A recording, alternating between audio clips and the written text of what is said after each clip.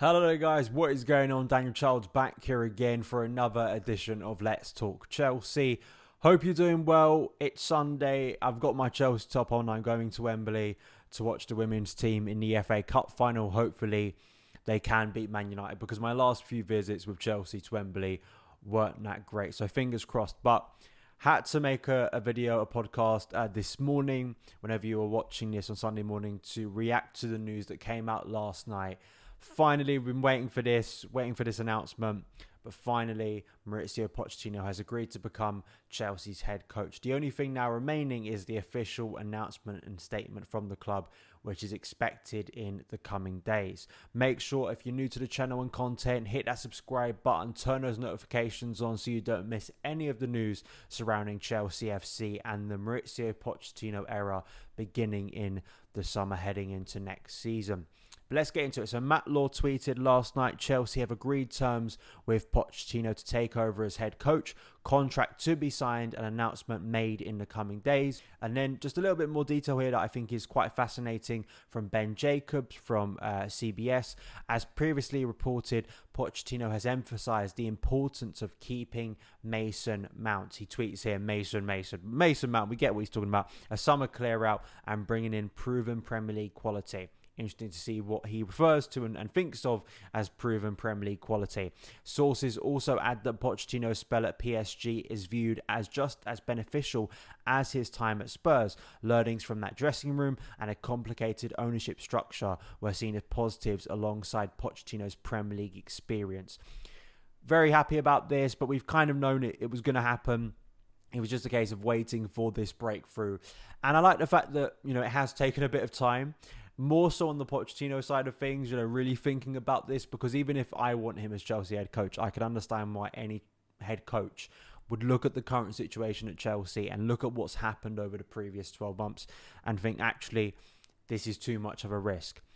But for him, for Pochettino, who has taken over some crazy places before, I think, there are similarities to when he took over at Spurs. I think the major difference being sort of the lower expectations of fans. Even if Chelsea fans currently feel very low about expectations because of how the season has gone, I think once we get into the reset of the summer and feeling fresh again, it's going to be very different to what he had, of course, at Spurs. But there was similarities with taking over a bloated squad, a group of players, or at least a faction of players who needed to be sold and let go. And I think that's very obvious at Chelsea. And all of those things that Ben Jacobs refers to in terms of keeping Mason Mount, which is obvious, massive part of this summer for me. A summer clear out, which has been clear for so many months now. And then bringing in Premier League quality. I think that, when I look in central midfield, I think Declan Rice is one of those names that pops up when I think of Premier League quality. But there are other names too, I'm sure, that Chelsea will be looking at in the coming months. And getting recruitment right is important, but I do think the clear out is more important than incomings this summer. I think that is the deal breaker for me in terms of whether this is going to work or it's not. If he does not have a much leaner squad heading into that summer tour of the USA, I think there are going to be potential problems. But there are also problems. It's not just about clearing out players that we're currently seeing on the pitch. It's also about players like Lukaku. What do you do with Lukaku? There seems to be a sense that there are at least going to be conversations with Pochettino in terms of whether he is going to reintegrate Lukaku. And I have discussed on this channel that I could understand from a coaching point of view why you'd look at Lukaku and think I could get something out of him. But from a sort of mood point of view and the way fans feel about him and how that's going to impact the current dressing room and current mood at Cobham, which obviously isn't that good, how is that going to impact things with the way things went last season? So a lot of things can go wrong here. I do want to state that from day one. Even though I'm a fan of Pochettino, I think he can be a really, really effective coach for Chelsea. And I think he was the best of the options that were being looked at. As we know of any Chelsea head coach, this will go wrong at some point. I just hope it isn't in 6 months. I hope we at least get a decent chunk of time to see Pochettino do his work. Because I think as a coach, from what he has proven over his career, and now with that added experience of PSG, of working at a bit of a madhouse club with those internal politics, he is someone who can develop young players, who can get fans on side, who I think can create a very effective team. And at the base level, based on what we've seen this season, that's what Chelsea need to be. We need to be a team that looks like a football team, like a coherent one, that has a plan when it's going into games, that has players overall who are performing better, who are performing, that has been a problem in my opinion, in recent years, is that the overwhelming majority of the squad at times has felt like it has been underperforming rather than overachieving. And that is something that Pochettino is going to need to bring in. I think as a character, I think he can be very forceful. There obviously are repercussions for that, as we know at Chelsea. But I think that's what you need to be in this current position at any stage in recent years, to have that force of character. It's going to come in and make strong decisions from the off, which he needs to get fans on side, to get those fans who are apprehensive based on his previous experience at one of our biggest rivals. That is something that is important. You can't just sweep that under the rug. But I would hope people would be open-minded and would also not just jump down his throat the moment we get one bad result. Because, that is a problem in recent years. I really do. And I think that, just going off one bad result, or going off when things may go wrong next season, which they will. If we had a season comparatively, I said this on 90 Min recently, if we had a season next year comparative to what Manchester United have had this year, where it looks like they're actually going to get Champions League football, but we don't know what the state of things are going to be next year. But maybe we win a League Cup. How massive would that be? I think for the boost of everyone, particularly for Pochettino and the bragging rights of doing that. Maybe some big wins throughout the season that gets us on board. Stamford Bridge rocking, beating Liverpool, maybe beating Spurs, maybe beating Man United. All of those things. But there have been some very difficult days for Erik ten Hag where questions have been asked. That will happen to Pochettino. I just hope that when those moments come, we don't have the very obvious and quite lazy conversation that it's just, well, he's Spurs manager, that's why he's failing. Because a lot of coaches at Chelsea in recent years of different backgrounds have failed. And they failed in similar ways. It is a cultural thing. It's a structural thing. And one of the key parts of that is letting go of players who no longer should be here, are not good enough, or just seek a path elsewhere. Getting that right, I think, is going to be the deal breaker. And also what I like about Pochettino is he's willing to give young players a chance. I don't think this is a coach who in recent times, that's frustrated me, is going to rely on experience when that experience has been letting you down for so long. He will give young players a chance. And I think for the academy, there could be a route. But also, just looking at the age profile of the players Chelsea have been investing in over recent months, I think it will help those players too. So excitement, but trepidation, as there should be, based on what Chelsea has been this season and based on what Chelsea has been. I'm not going to sit here and tell you he's going to, revolutionise Chelsea and everything's going to go perfectly, because that's silly. Because there are so many complications within that. But I think at its core, at the profile of coach we've brought in, I think it matches our squad. I think it matches what Chelsea need at this current point.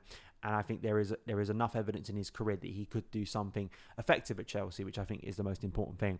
Before I wrap up, I just want to touch on Thiago Silva. Of course, yesterday's game, just a quick sort of overview of it. Chelsea 2, Nottingham Forest 2. Based on those first sort of 10 minutes, I was very concerned Chelsea were going to get battered. I've got to be honest, I thought, here we go. We've had one nice week against Bournemouth, and we're back to sort of the usual collapse. I thought maybe it'd be a 2-0 defeat.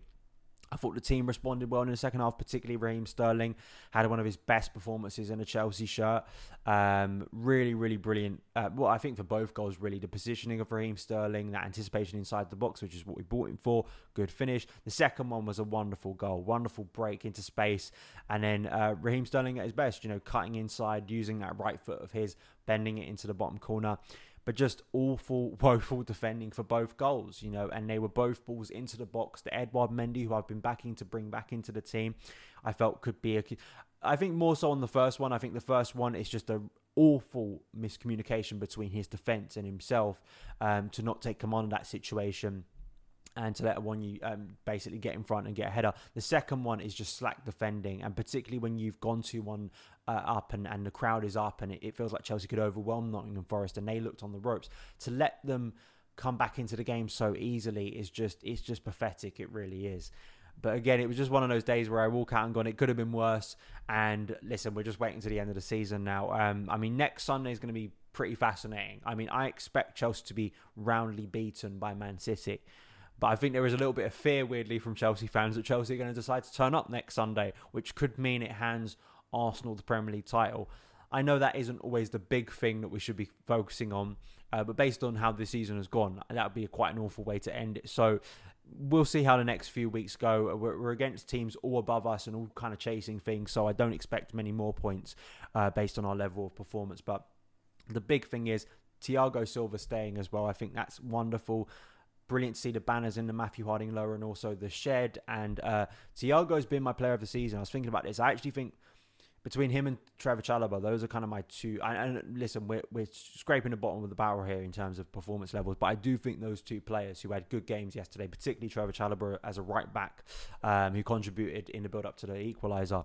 But Thiago, there's been some rumours about him going back to Brazil. He said now there's nothing between me and Fluminense. I've extended my contract because I want to stay at Chelsea. Bel Silva was posting a load of videos after the game with fans, saying thanks to the fans, we want to stay here at Chelsea. And he says he wants to be a Blue basically for the rest of his life. He wants to stay here. And that's wonderful. And I think it's a big thing for Pochettino to have a character like that who has been in what has been one of our worst ever seasons in recent years. Still, I think adding a performance level that has been respectful, and I think that Thiago obviously is admired and rightly so, and cherished by a lot of us. So great to see him staying on and committing his future. So that is it. Those are my thoughts on Pochettino. Let me know yours in the comments below, and I'll see you again very soon. All the best.